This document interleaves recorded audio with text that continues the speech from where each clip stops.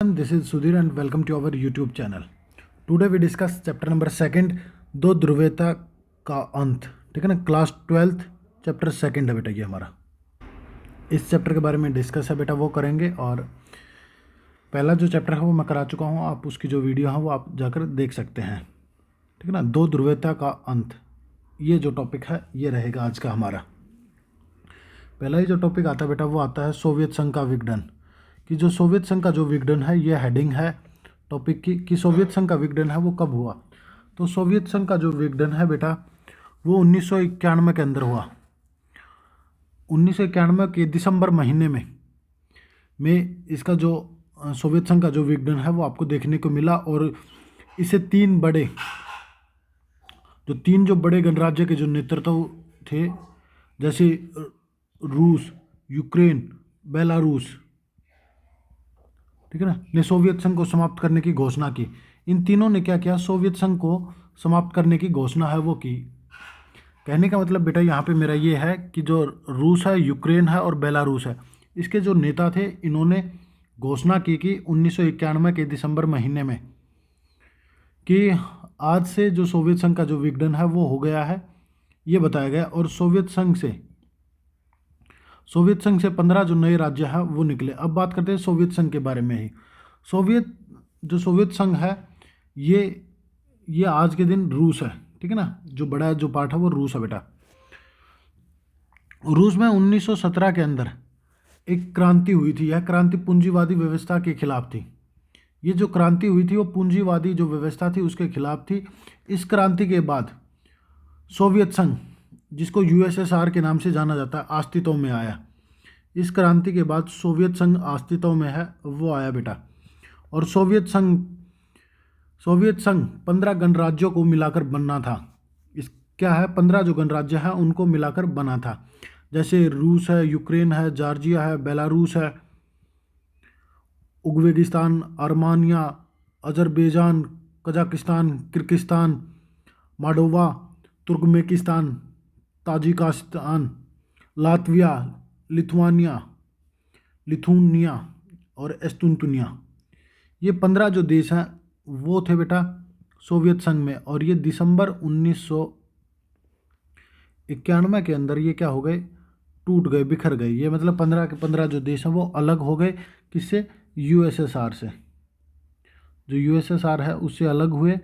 और आपको पता है कि 3 जो बड़े देश थे उन्होंने इसका नेतृत्व है वो किया बेटा।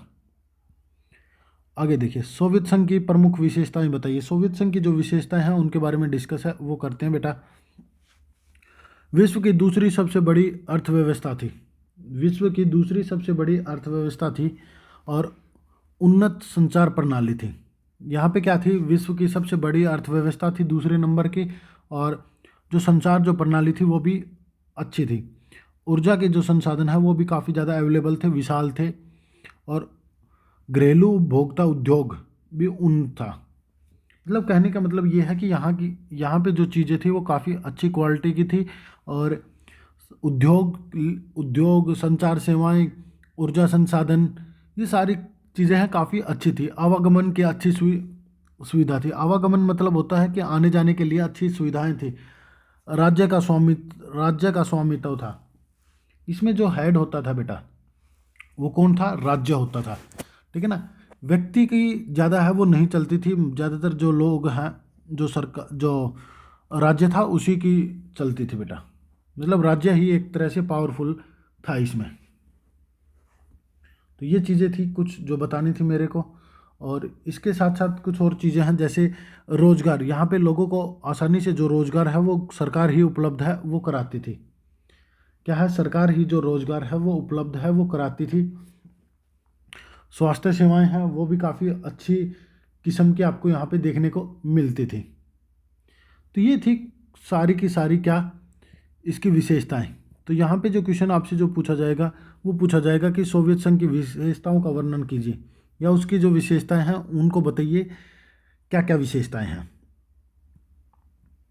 चलिए भाई अब आगे बात करते हैं सोवियत संघ की कमियां और सोवियत संघ का विघटन के कारण। कि इसकी कमियां क्या थी और विघटन के कारण है वो क्या थे बेटा। राजनीतिक आर्थिक संस्थाओं में कमजोरी, कि राजनीतिक और जो आर्थिक जो संस्थाएं थी यहाँ पे वो क्या हो गई थी, पूरी तरीके से कमज़ोर हो चुकी थी और संसाधनों का दुरुपयोग है वो हो रहा था। मतलब जो यहाँ के जो लीडर थे, जो नेता थे, वो अपनी ऐशो आराम के लिए इन चीज़ों का जो प्रयोग है वो करते थे। अगला पॉइंट है कम्युनिस्ट पार्टी का बुरा शासन। जो कम्युनिस्ट जो पार्टी है उसका जो शासन है वो भी काफ़ी बुरा था, वो भी लोगों पर अत्याचार है वो करती थी बेटा। तो हम ये भी कह सकते हैं कि यहाँ की जो कम्युनिस्ट जो पार्टी थी वो काफ़ी बुरी थी। जनता की इच्छा को पूरा करने के लिए सरकार असमर्थ थी। जो जनता है उसकी इच्छाओं को पूरा करने के लिए या उसकी जो ज़रूरतें हैं उनको पूरा करने के लिए ये जो सरकार थी वो असमर्थ थी। लोगों की किसी तरह से कोई भी मदद है वो नहीं कर सकती थी या करती थी, केवल अपनी मनमानी है, अपनी ऐशो आराम है, उस पर ध्यान है, वही देती थी। जनता को गलत जानकारी, सोवियत संघ जनता को गलत जानकारी है वो प्रोवाइड की जा रही थी कि सोवियत संघ विकास कर रहा है, पर ऐसा नहीं था। तो यहाँ पे कहने का मतलब है कि लोगों को गुमराह है वो भी किया जा रहा था, लोगों को गुमराह है वो भी किया जा रहा था और बताया जा रहा था कि जो सोवियत संघ है वो विकास कर रहा है। तो फिर ऐसा कुछ था ही नहीं बेटा कि सोवियत संघ जो विकास है वो किसी प्रकार का कोई विकास है वो नहीं कर रहा था। तो ये बतानी थी एक तो बेटा मेरे को। फिर अगली जो चीज़ आती है वो आती है कम्युनिस्ट पार्टी के नेताओं का विशेष अधिकार, कि जो कम्युनिस्ट जो पार्टी थी उसके जो नेता हैं उनको विशेष अधिकार हैं वो प्राप्त थे, उनको एक अलग ही जो राइट्स हैं वो प्रोवाइड थे और वो अपनी मनमानी है वो करते थे। तो ये बातें थी कुछ। और गोवर्चों की सुधार की नीति का भी जो विरोध है वो किया गया। जो गोवर्चे है उसने कुछ सुधार के लिए कुछ स्टेप हैं, जो कुछ कदम है वो उठाए थे, उनका भी जो विरोध है वो किया गया। तो इन सभी के कारण क्या हुआ, सोवियत संघ का जो विघटन है या पतन के कारण है वो हम इनको बोल सकते हैं बेटा। अब अलग से हैं सोवियत संघ के विघटन के परिणाम क्या निकले। जब इसका विघटन हुआ तो इसके परिणाम है वो क्या निकले। पहला ही तो क्या है, मैंने बताया था कि जो 15 जो नए राष्ट्र हैं, नए जो देश हैं, वह क्या हो गए, आज़ाद हो गए। तो इसके बाद क्या हुआ, शीत युद्ध की समाप्ति हो गई बेटा। किसकी समाप्ति होगी, शीत युद्ध की समाप्ति हो गई। दूसरी दुनिया का पतन हो गया। दूसरी दुनिया मतलब दो भागों में जो विश्व है वो बटा हुआ था, सो साम्यवादी और पूंजीवादी। तो साम्यवादी का जो अंत है वो हो गया और इन्हें ही दूसरी दुनिया के जो देश है वो कहा जाता है। हथियारों की होड़ है वो समाप्त हो गई। तो ऊपर आप लिख सकते हैं हथियारों की वृद्धि के कारण, ठीक है ना। सोवियत संघ का जो विघटन का जो कारण है वो क्या, एक दो पॉइंट और भी ऐड कर सकते हो कि हथियारों की जो बढ़ती होड़ है उसके कारण भी जो सोवियत संघ है उसका विघटन है वो हो गया। इसके बाद क्या हुआ, अमेरिका अकेला एक महाशक्ति के रूप में उभर कर सामने आया। अकेला जो अमेरिका है वो एक महाशक्ति के रूप में उभर कर जो सामने है वो आया बेटा। नए देशों का उदय हुआ।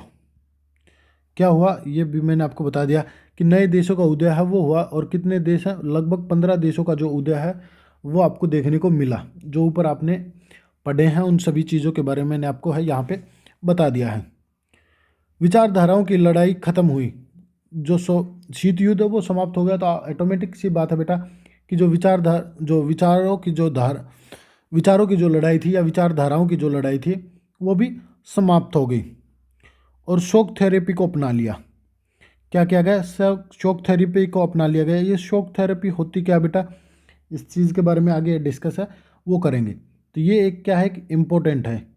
तो यहाँ पे जब शॉक थेरेपी लिखी है आपने तो यहाँ पे एक इम्पोर्टेंट है वो लिख लीजिए क्योंकि ये काफ़ी इम्पोर्टेंट है। आगे शॉक थेरेपी के बारे में है वो डिस्कस है आप लोगों के साथ करेंगे बेटा, ठीक है। चलिए अब आगे डिस्कस करते हैं। आगे कुछ जो पॉइंट है उनको और डिस्कस है वो करते हैं बेटा। इसमें आगे क्या क्या बताया गया है, अंतर्राष्ट्रीय आर्थिक संस्थाओं का महत्व बढ़ा। अंतर्राष्ट्रीय आर्थिक जो संस्थाएं हैं उनका जो महत्व है वो भी काफ़ी बढ़ गया, ठीक है ना। उनका भी जो महत्व है वो काफ़ी बढ़ गया है और यही बताना था। तो ये थे सारे सोवियत संघ के विघटन के कारण।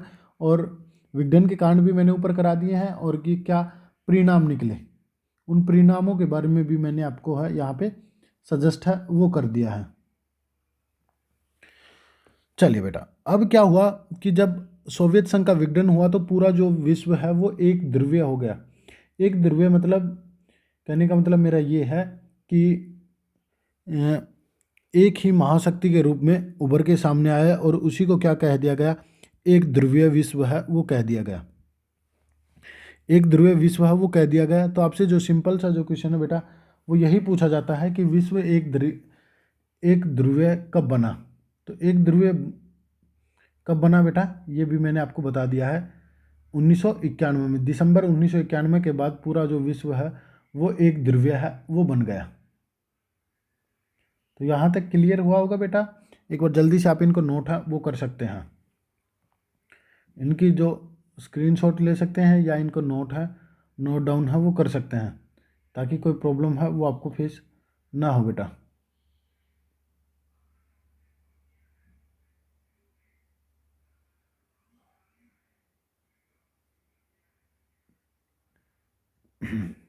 चलिए, कुछ और यदि आपको डाउट लगती है तो मेरे को अब बता सकते हो।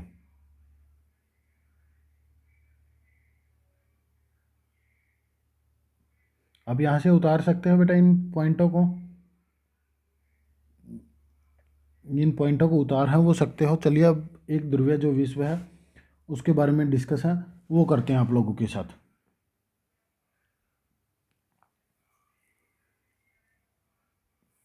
चलिए, एक ध्रुवीय जो विश्व है वो क्या है बेटा। 1991 के बाद सोवियत संघ के विघटन के बाद अमेरिका एकमात्र महाशक्ति है वो बचा। तो ये चीज़ें हैं वो मैंने आपको बता दी कि अकेला महाशक्ति के रूप में कौन उभरा, अमेरिका उभरा था बेटा। कौन उभरा, अमेरिका उभरा। अब विश्व में कोई भी अमेरिका को टक्कर देने वाला नहीं था, क्योंकि वो अकेला एक महाशक्ति है वो बन गया था, और अमेरिका को अब कोई भी टक्कर देने वाला जो देश है वो अभी तक हुआ नहीं था।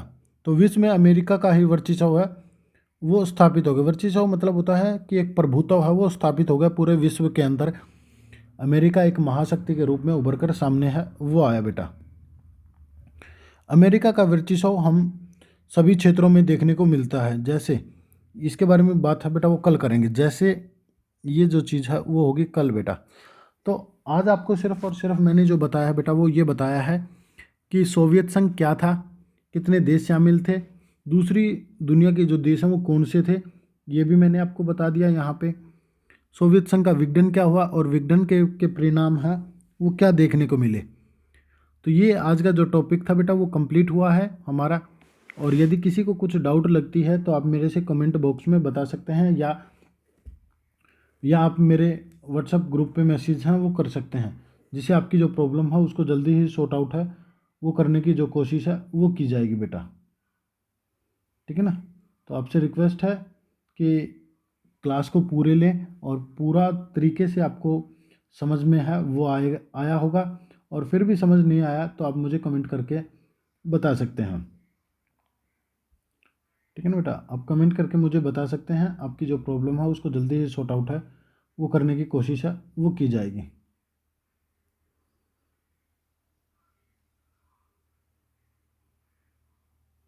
और साथ में मैं यहाँ पे बात करूँ बेटा, यहाँ पे यदि मैं बात करूँ तो आप लोगों के साथ कि अब ये जो नोट्स हैं इनको टॉपिक वाइज अपनी जो नोटबुक है उसके अंतर्गत प्रिपेयर है वो कर सकते हैं। ठीक है, जो नोटबुक है उसके अंतर्गत अच्छे से जो प्रिपेयर है वो कर लीजिए बेटा।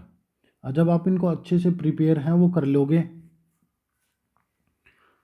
तो यहाँ से आप पहले ही इनको इनको समझने में आपको काफ़ी ज़्यादा आसानी है वो होगी बेटा। क्या होगी, काफ़ी ज़्यादा आसानी है वो आपको देखने को मिलेगी। तो चलिए, कुछ डाउट है तो बता दीजिए, नहीं डाउट है तो हम मिलते हैं कल नेक्स्ट क्लास में।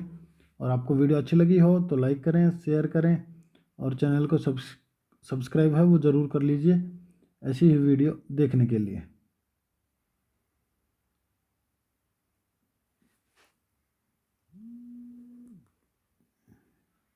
चलिए बेटा, ठीक है, मिलते हैं नेक्स्ट क्लास में नेक्स्ट टॉपिक के साथ।